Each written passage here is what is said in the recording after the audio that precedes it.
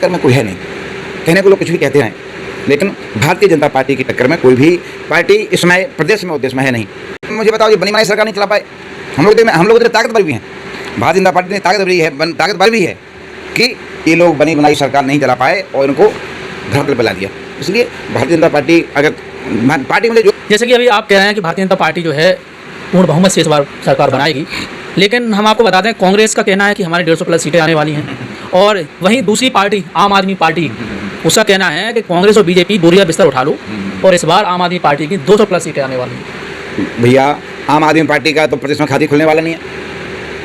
आम आदमी पार्टी का तो प्रदेश में, मध्य प्रदेश में और दतिया में तो खाता खुलने का मतलब ही नहीं होता है।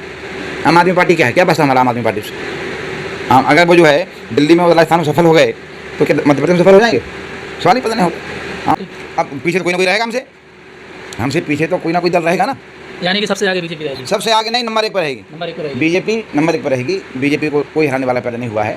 बीजेपी, हमारे तीनों विधायक बीजेपी के बनेंगे। दतिया से डॉक्टर उत्तम सिराज विधायक बनेंगे, भांडेर और संवड़ा से जिसको भी पार्टी टिकट देगी वो हमारे दोनों विधायक चुनाव जीतेंगे। मैं आपसे आदरणीय पत्रकार जी कहना चाहता हूँ कि ये इतनी बड़ी पार्टी है, इसका कोई मुकाबला है नहीं। इसलिए जनहित ऐसी पार्टी है, गरीबों की पार्टी है। कि पैसा जरूरी है या एजुकेशन जरूरी है? मैं पूर्ण शिक्षा है। शिक्षा, पैसा से शिक्षा को नहीं खरीदा जा सकता है, पैसा से शिक्षा को नहीं खरीदा जा सकता है, और शिक्षा से पैसा को अर्जित किया जा सकता है। तो विपक्ष का कहना है, आम आदमी पार्टी का ये कहना है कि हमारी सरकार ने दिल्ली में और पंजाब में एजुकेशन सिस्टम को इस हद तक ला दिया है कि किसी भी घर में आपको अनपढ़ व्यक्ति नहीं मिलेगा।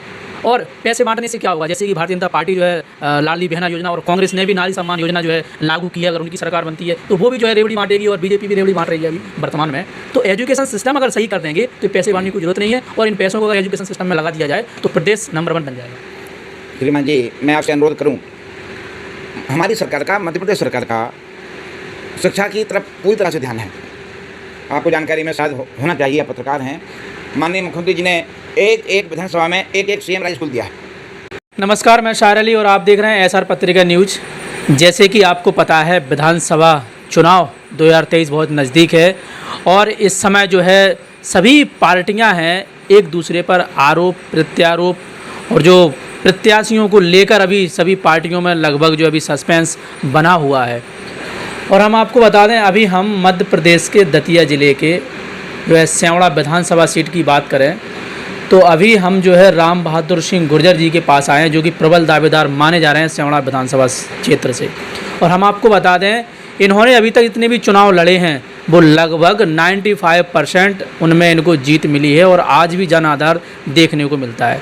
तो मैंने शॉर्ट में आपको जो है इनका परिचय कराया, आगे हम इनसे ही जानते हैं इनके परिचय के बारे में। गुर्जर जी, आपका स्वागत है हमारे चैनल में।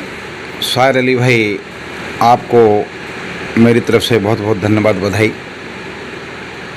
आप हमें बताएं, आपका राजनीतिक कैरियर जो आपने राजनीति में शुरुआत की है, किस लक्ष्य को लेकर और कब से आपने की? भैया, मैं आपसे निवेदन करूं, मैं कॉलेज छोड़ने के बाद 83 में मैंने बीएससी किया, 86 में एलएलबी किया। 86 के बाद पहला चुनाव में लड़ा अपने जीवन का सेवा सहकारी समिति जुझारपुर का, और ऐतिहासिक मतों से मैं अपना चुनाव जीता। और 88 में जीता नहीं, 88 में बैंक के प्रतिनिधि बना, बैंक डेलीगेट बना, और सोसाइटी के अध्यक्ष बना। और 88 में नहीं बना, 88 के बाद जो है 96 में बना, और 2000 में बना। लगातार 18 वर्ष तक सोसाइटी का सेवा सहकारी बृहताकार सहकारी समिति जुझारपुर का अध्यक्ष रहा, बैंक डेलीगेट रहा। और 2000 में जब कांग्रेस की सरकार थी तो मैं बैंक का डायरेक्टर बना। इसके बीच में 94 में पंचायत का चुनाव हुआ। माई की कृपा से मुझे पंचायत के चुनाव में भी सफलता मिली। 2005 में जिला पंचायत का चुनाव लड़ा, कम वोटों से मैं चुनाव में सफल नहीं हो पाया। 2010 में मैं जनपद का चुनाव लड़ा, और जनपद का चुनाव ऐतिहासिक मतों से जीता, और जनपद पंचायत सेवड़ा का उपाध्यक्ष निर्वाचित हुआ।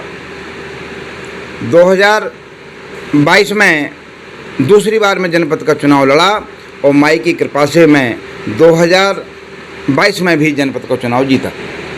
ये मेरा राजनीतिक इतने पदों पर लगातार मैंने चुनाव लड़ा, और जहाँ तक मैं पूरा गिनती करूँ अपने जीवन के, सीधे मैंने 6 चुनाव लड़े हैं।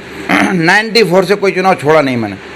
94, 2000, 2005, 2010, 2015 और 2022 लगातार 6 चुनाव लड़े हैं सीधे जनता के, और 3 चुनाव लड़े हैं मैंने सेवा सहकारी समिति के।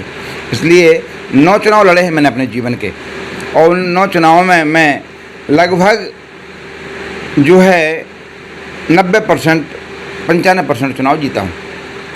इसके बाद मैं कांग्रेस के विभिन्न पदों पर रहा।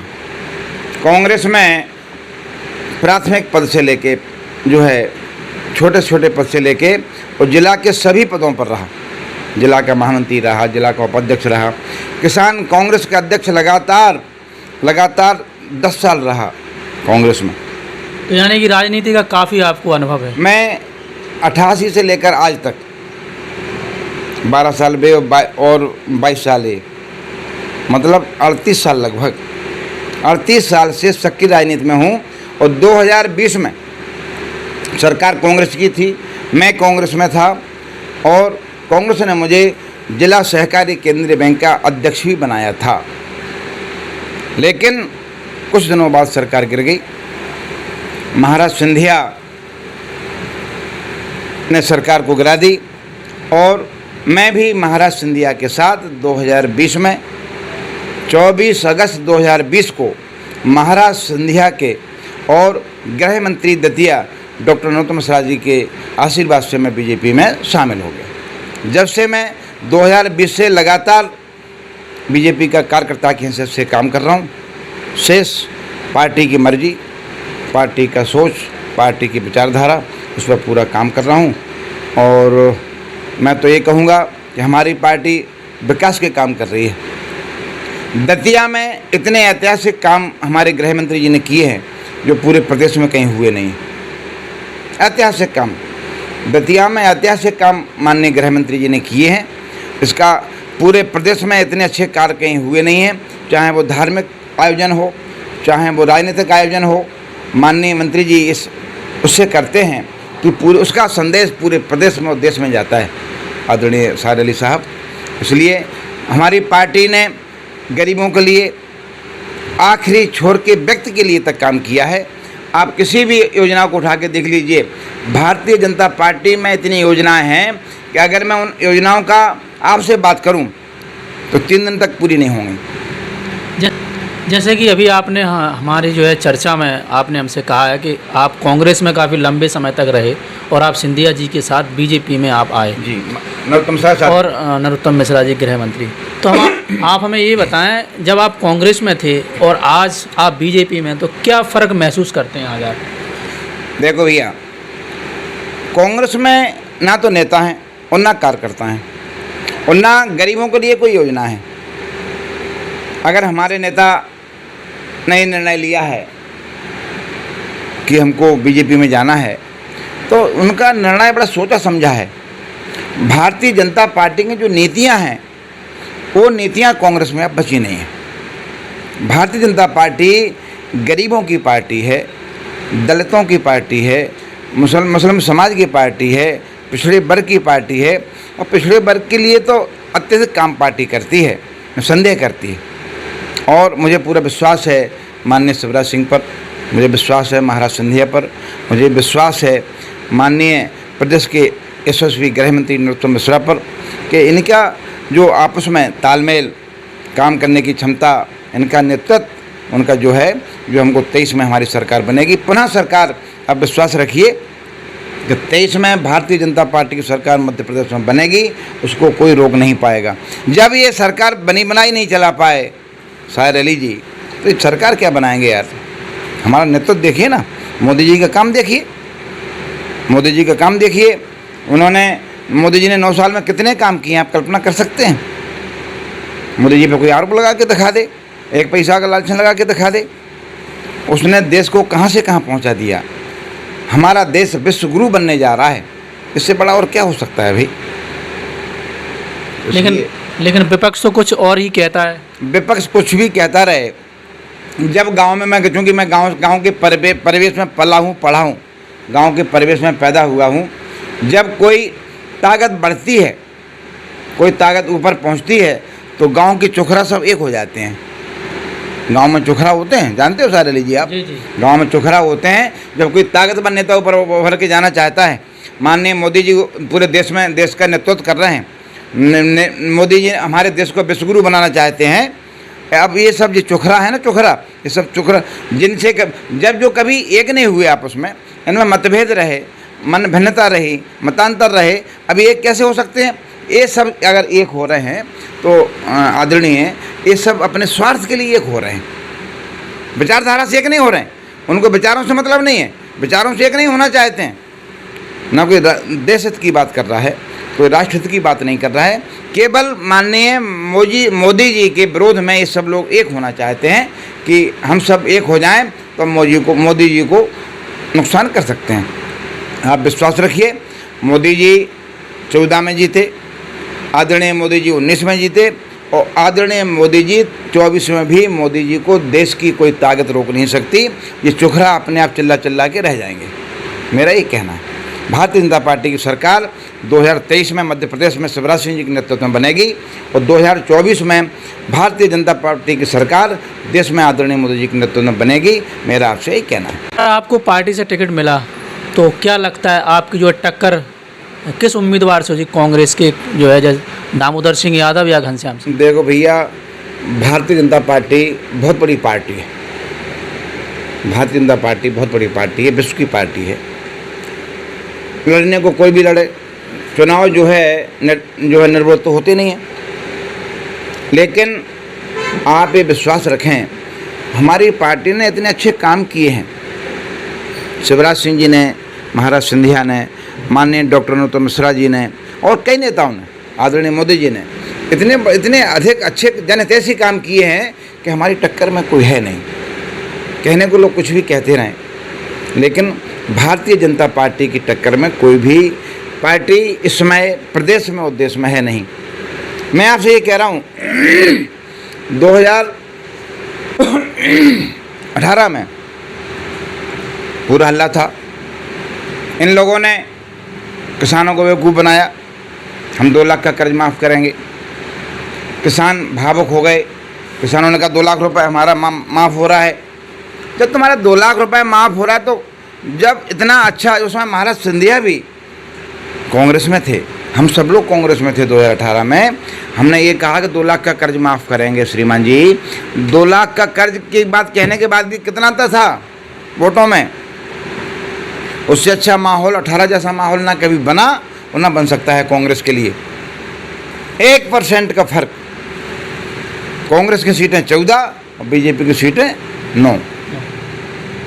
तो जब इतनी स्थिति 18 में रही, 18 में और जो है वो 4 सीटें ज़्यादा ले पाए, कांग्रेस 4 सीटें ज़्यादा ले पाई, 4-5 सीटें ज़्यादा ले पाई, तो भैया जब से तो माननीय मोदी जी ने 5 साल में और सारे काम किए हैं।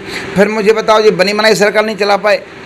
हम लोग इतने ताकतवर भी हैं, भारतीय जनता पार्टी इतनी ताकतवर भी है कि ये लोग बनी बनाई सरकार नहीं चला पाए और इनको धरातल पर ला दिया।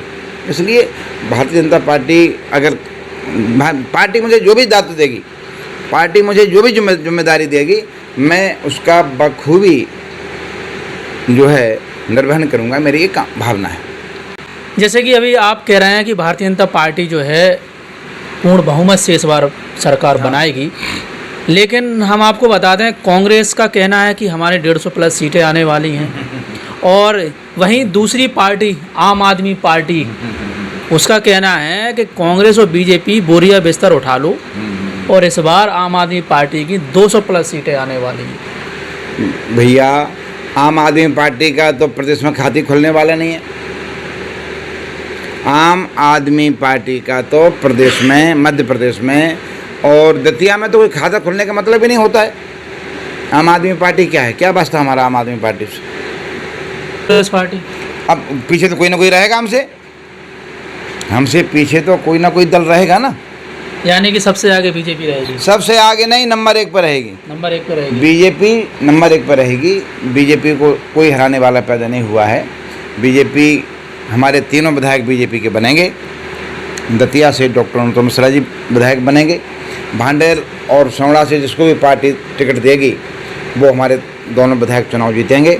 मैं आपसे आदरणीय पत्रकार जी कहना चाहता हूँ कि ये इतनी बड़ी पार्टी है, इसका कोई मुकाबला है नहीं, इसलिए जनहित ऐसी पार्टी है, गरीबों की पार्टी है कि आप देखिए ना, आप कहा है आदरणीय मोदी जी ने कह दिया है कि हम 2024 तक एक भी गरीब परिवार कच्चे मकान में नहीं रहेगा। कह रहे हैं माननीय मोदी जी 2024 तक हमारा एक भी गरीब परिवार कच्चे मकान में नहीं रहेगा। कितने आवास बनवा दिए हैं, कितनी शौचालय बनवा दिए हैं पूरे देश में और प्रदेश में और सौड़ा विधानसभा में कितने शौचालय बने हैं। मैं जनपद सदस्य हूँ ना, मैं जनपद सदस्य द्वारा बना हूँ, पहले मैं जनपद का उपाध्यक्ष था। हर महीने में जनपद की मीटिंग होती है, मैं जनपद की मीटिंग में समीक्षा करता हूँ कि कितने आवास बने हैं सौड़ा में, कितने शौचालय बने हैं सौड़ा में, अनेक जो योजनाएं हमारी हैं उन योजनाओं पर कितना काम हुआ है कि विरोध में। कितनी बड़ी योजना है कि अगर उस व्यक्ति का नाम सम्बल योजना में है और जरा सी किसी प्रकार से उसकी मृत्यु हो जाती है तो जो है तो भी 2 लाख रुपए मिलते हैं, और अगर उसकी मृत्यु किसी घटना से होती है, उस व्यक्ति की मृत्यु किसी घटना से होती है तो उसको 4 लाख रुपए सरकार देती है, एक परिवार को 4 लाख रुपए। बताएं आप कांग्रेस में कब 4 लाख रुपए। मैं भी कांग्रेस में रहा लगातार 25 साल, 30 साल कांग्रेस में रहा, बड़े पदों पर रहा, कांग्रेस में जनपद उपाध्यक्ष भी रहा, अब जनपद सदस्य हूँ। तो मुझे बता दो कब कांग्रेस ने 4 लाख रुपए दिए, ये बता दे कोई कांग्रेसी मुझे। हम लोग तो जरा सी घटना पे सारे लीजिए 4 लाख रुपए दे रहे। जैसे कि स्यावड़ा विधानसभा की चर्चा चल रही है, क्योंकि आप स्यावड़ा विधानसभा में आपने जन्म भी लिया है, तो यहाँ के क्षेत्रफल से आप काफ़ी अच्छे से वाकिफ भी हैं जी। तो स्यावड़ा विधानसभा में दतिया जिले में माता रतनगढ़ मंदिर और शनकुगा धाम ये सबसे बड़े धाम माने जाते हैं। वहाँ पर जो है क्या क्या विकास कार्यों की ज़रूरत है, और ख़ासकर शनकुगा धाम वहाँ पर जो है उसको टूरिस्ट मॉडल बनाने का आपकी पार्टी ने जो है घोषणा की थी। उस चीज़ को 2 साल पहले सीएम साहब का यहाँ दौरा हुआ था, उन्होंने भी कहा था, लेकिन अभी तक ऐसा नहीं हुआ है। क्या कारण रहा? हमारी पार्टी विशेष रूप से पहले गरीबों के लिए काम करती है, जहाँ आवश्यक होती है वहाँ पहले काम करती है पार्टी हमारी, वो करना भी चाहिए। बात रही विकास की, माँ रतनगढ़ वाली के मंदिर के लिए विकास के काम, उसके लिए सरकार ने बहुत पैसा दिया है, उसको टूरिज्म बनाना चाहते हैं। आप भी यहीं के हैं सौड़ा विधानसभा के, आप रतनगढ़ माँ पे जाके देखिए कितने ऐतिहासिक काम हुए हैं। हमारा मंदिर कितना ऐतिहासिक मंदिर माँ का बन गया है, ऐतिहासिक मंदिर माँ का बना है। और सौड़ा शनकुआ की आप पक्ष का कहना है कि जो है पुल टूटे के 2 साल करीब हो गए, चुनाव के टाइम पे ही पुल क्यों याद आया? 2 साल पहले भी तो ये कार्य हो सकता था। चुनाव के टाइम पे पुल याद नहीं आया सर, कहीं इसमें राजनीति तो नहीं है? चुनाव के टाइम पे पुल नहीं आया। पुल कोई छोटी मोटी बात नहीं होती है, पुल कोई 1000-2000 में नहीं बनता है। पुल का निर्माण जब होता है तो करोड़ों रुपए उसमें लगते हैं। बड़ा प्रोजेक्ट है, बड़ी योजना है। 2 हमारे सौड़ा विधानसभा के 2 पुल 3 पुल टूट गए थे माननीय मुख्यमंत्री जी ने, और हमारे आदरणीय आशुतोष तिवारी जी ने उसका, और हमारे उसमें पीडब्ल्यूडी मंत्री और प्रभारी मंत्री आदरणीय सुरेश खेड़ा जी ने आके उसका भूमि पूजन किया था, लॉन्च जो है माई वाले पुल का। अब आदरणीय पत्रकार महोदय, मैं आपको बताना चाहता हूँ, माननीय मुख्यमंत्री जी ने इतनी बड़ी योजना हमारे यहाँ लागू की है, लाडली बहना योजना। लाडली बहना योजना में हम करोड़ों रुपए, लाखों बहनों को, करोड़ों, 1.25 करोड़ बहनों को, एक बहन को नहीं, 1.25 करोड़ बहनों को हर महीने करोड़ों रुपए हम दे रहे हैं। 9 करोड़ रुपए बढ़ता है एक महीने में। 1.25 करोड़ बहनों को 10 करोड़ रुपए जो है लगभग हर महीने पे माननीय शिवराज सिंह जी दे रहे हैं हमारी बहनों को किसी ने दिया आज तक 1,000 रुपये। ऐसी योजना हमारी बहनों को दी है माननीय शिवराज सिंह जी ने। ऐसी योजना दी है कि हर घर में 5-5 हज़ार रुपये महीने आ रहा है। देवरानी को मिल रहा है, जिठानी को मिल रहा है, नंद को मिल रहा है, सास को मिल रहा है। किसने दी बताओ? एक योजना नहीं दी है सारा लीजिए। हमारे मुख्यमंत्री जी ने किसान सम्मान निधि, प्रधानमंत्री सम्मान निधि जो है 6,000 रुपये, और माननीय मुख्यमंत्री जी ने 4,000 से बढ़ाकर 6,000 रुपये, माननीय मुख्यमंत्री जी 12,000 रुपये तो एक किसान के खाते में जा रहे हैं। आपको पता नहीं है, जो मैं बड़ा काश्तकार हो सकता हूँ, मुझे 12,000 से कुछ फ़र्क नहीं पड़ेगा, लेकिन जिसके पास 10 बीघे ज़मीन है, जिसके पास 1 बीघा ज़मीन है, उस किसान से पूछो ना।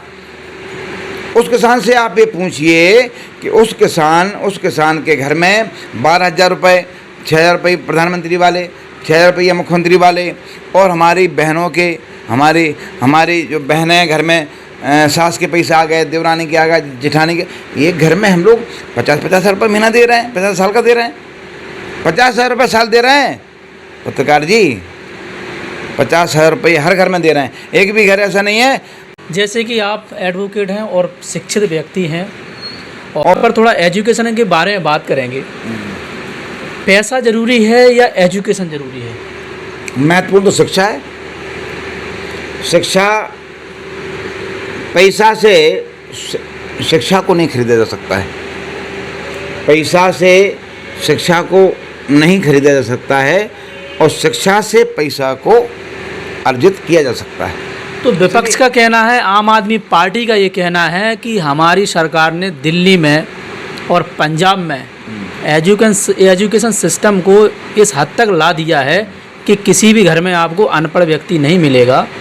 और पैसे बांटने से क्या होगा, जैसे कि भारतीय जनता पार्टी जो है लाडली बहना योजना, और कांग्रेस ने भी नारी सम्मान योजना जो है लागू की है। अगर उनकी सरकार बनती है तो वो भी जो है रेवड़ी बांटेगी, और बीजेपी भी रेवड़ी बांट रही है अभी वर्तमान में।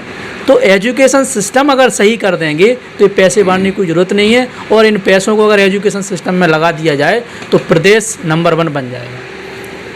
श्रीमान जी, मैं आपसे अनुरोध करूं, हमारी सरकार का, मध्य प्रदेश सरकार का शिक्षा की तरफ पूरी तरह से ध्यान है। आपको जानकारी में शायद होना चाहिए, आप पत्रकार हैं। माननीय मुख्यमंत्री जी ने एक विधानसभा में एक सीएम राइज स्कूल दिया है।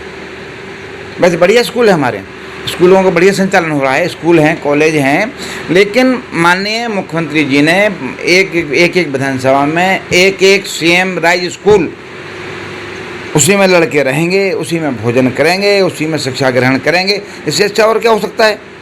एक जगह नहीं दिया कि सिमड़ा विधानसभा में दे दिया हो, अकेले सिमड़ा विधानसभा में नहीं दिया, पूरे मध्य प्रदेश में 2 से 30 विधानसभाओं पर एक सीएम राइज स्कूल दिया है।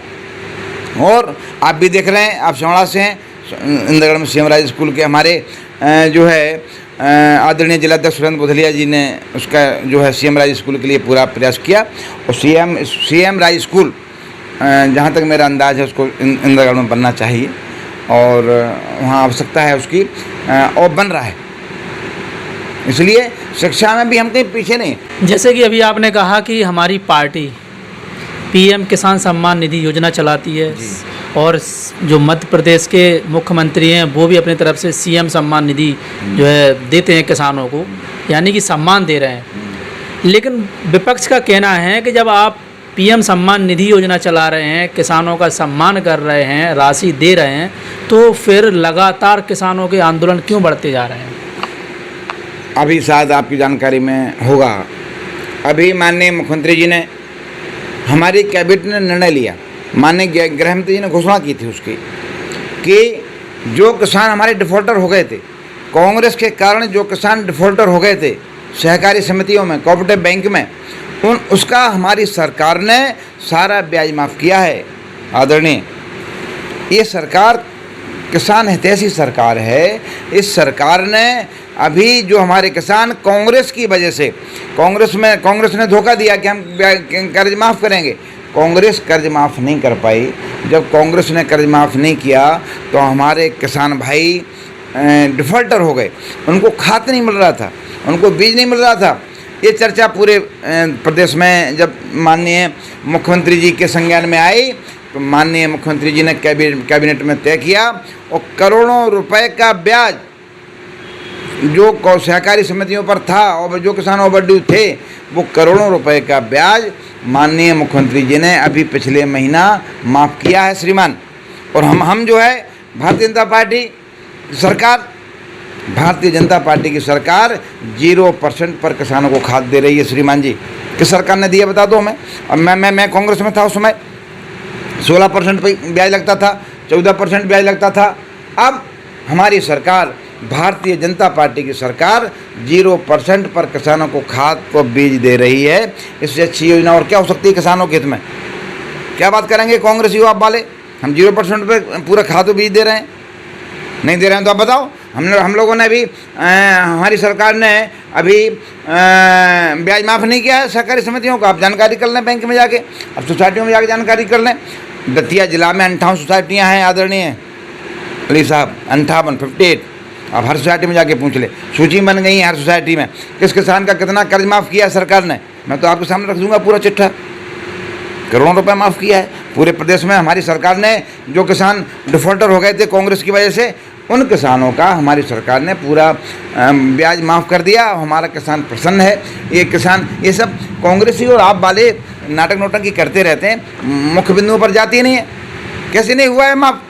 आप पत्रकार हैं, आप मेरी बात को नकार दीजिए कि किसानों को कर्ज में हम सम्मान निधि भी दे रहे हैं, मुख्यमंत्री सम्मान निधि दे रहे हैं, प्रधानमंत्री सम्मान निधि दे रहे हैं, आपका ब्याज माफ़ कर रहे हैं किसानों का।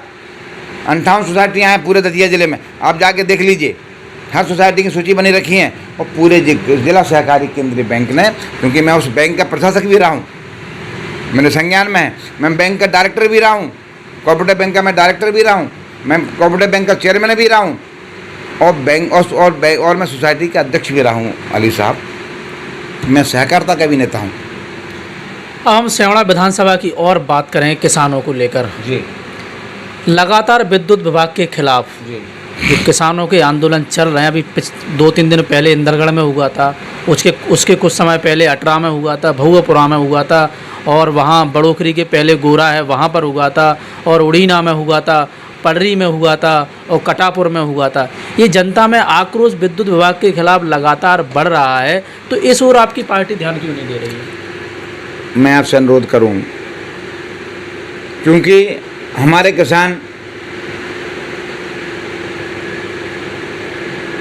हमारे दतिया जिला के किसानों ने धान का रकबा बढ़ाया है। पहले हमारे यहाँ ज़मीन कितनी सिंचित थी, अब कितनी है? पहले आज से 10 साल पहले हमारे ज़िले का क्या रकबा था सिंचाई का, आज क्या है? क्योंकि सिंचाई का रकबा बढ़ा है, संख्या नहीं बढ़ी है। सिंचाई का रकबा बढ़ा है, सिंचाई का रकबा बढ़ा है। पहले हम जो है 10,000 में करते थे, आज हमारी सिंचाई का रकबा 40,000 हेक्टेयर से ऊपर पहुँच गया है दतिया ज़िले का। तो जब हमारा सिंचाई का रकबा बढ़ा है, तो अब मोटर वही है, लाइनें वही हैं, ट्रांसफार्मर वही हैं, क्योंकि किसानों ने धान का रकबा बढ़ाया है, सिंचाई का रकबा बढ़ा है। तो जो है इसलिए थोड़ी दिक्कत हो रही है। लाइट हम 10 घंटे लाइट दे रहे हैं, लेकिन जो किसान को लाइट मिलना चाहिए थी, किसान चाहता है हम 24 घंटे मिले, लेकिन रकबा तो बढ़ा है। पहले मैं किसान हूँ, पहले हम 10 बीघा धान करते थे, आज हम 100 बीघा में किए हैं। तो जब एक किसान जो 10 बीघा में करता था वो 100 बीघा में करेगा तो रकबा बढ़ा, इसलिए दिक्कत आ रही। भाई कोई दिक्कत है नहीं। उसको ध्यान में रखते हुए आदरणीय हमारे नेताओं ने कहा कि नहर में पानी छोड़ा जाए, हम लोगों ने नहर में पानी छोड़वाया। मतलब कांग्रेस के कहने से पानी छोड़ेगा नहर में प्रशासन? नहीं, अभी सरकार आपकी है, तो जो भी होगा मैं आपसे अनुरोध कर रहा हूँ, कांग्रेस के विधायक के कहने से आदमी पानी छोड़ेगा? सरकार बीजेपी की है, तो सरकार अच्छा और बुरा दोनों बीजेपी। लोग श्रेय लेने के लिए कलेक्ट्रेट में पहुँच जाते हैं, लोग श्रेय लेने के लिए अखबार में चले जाते हैं, लोग श्रेय लेने के लिए सारे अली के पास पहुँच जाते हैं। मैं आपसे निवेदन एक कर रहा हूँ, सरकार हमारी है, हमको लगा, हमारे भांडा विधायक को लगा, हमारे गृह मंत्री जी को लगा, माननीय गृह मंत्री ने कहा चौहान साहब को, जो है जल संसाधन वाले को, इस हिसाब से कहा कि क्योंकि पानी 8-10 दिन बीच में नहीं बरसा था, तो कह दिया माननीय गृह मंत्री जी ने और हमारे सुरेंद्र बुधलिया जी ने कह दिया, जिलाध्यक्ष जी ने, कि पानी छोड़ो नहरों में। नहरों में पानी छूटा, ये कांग्रेस ने छुड़वा दिया पानी, सिरे लेने के लिए पेपर में पहुंच गए, छुपवा दिया, हमने पानी छोड़ा। तुम कौन हो पानी छुड़वाने वाले? झूठा छपवा दिया। अरे क्यों क्यों तुम उनके कहने से पानी छोड़ देगा कलेक्टर क्या? उनके कहने से आप बताओ, आप पत्रकार हैं, उनके कहने से पानी छूट जाएगा? तो उनका हमारे गृह मंत्री कहेगा, सुरेंद्र बुधलिया कहेंगे, जिलाध्यक्ष, गृह मंत्री कहेगा, भांडर विधायक कहेगी, तभी तो पानी छूटेगा ना। तो ये सब श्रेय लेने के घूमते, इनको श्रेय लेते रहने दो, घूमते रहने दो। ये निश्चिंत रहिए, 2023 में सरकार बीजेपी की बनेगी, माननीय शिवराज सिंह जी के नेतृत्व में सरकार बनेगी, और 2024 में आदरणीय मोदी जी के नेतृत्व में हमारे प्रदेश में भारतीय जनता पार्टी की सरकार बनेगी। मेरा आपसे यह अनुरोध है। कितनी सीटें आएंगी लगभग? कहाँ? मध्य प्रदेश में हमारी सरकार बनेगी बहुमत से। पूर्ण बहुमत। भाई एक रोक ही नहीं पा रहा को, हमने बनी मनी पटक दी। बिल्कुल, जैसे कि आपने सुना, हमारे साथ जुड़े हुए थे एडवोकेट राम बहादुर सिंह गुर्जर, और राजनीति में काफ़ी अनुभव इनको है और काफ़ी लंबे समय से राजनीति कर रहे हैं और अभी भी सक्रिय हैं और अभी भी जनप्रतिनिधि हैं, वर्तमान में जनपद सदस्य भी हैं और सेवड़ा विधानसभा में जन्मे हैं, वहाँ पर पले बड़े हैं और सेवड़ा विधानसभा के क्षेत्र से अच्छी तरह से वाकिफ़ हैं।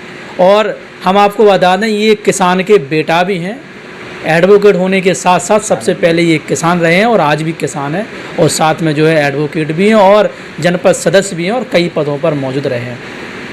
तो हम आगे ही आपको और चुनावी अपडेट दिखाते रहेंगे। हमारे चैनल को लाइक सब्सक्राइब जरूर करें। एसआर पत्रिका न्यूज़।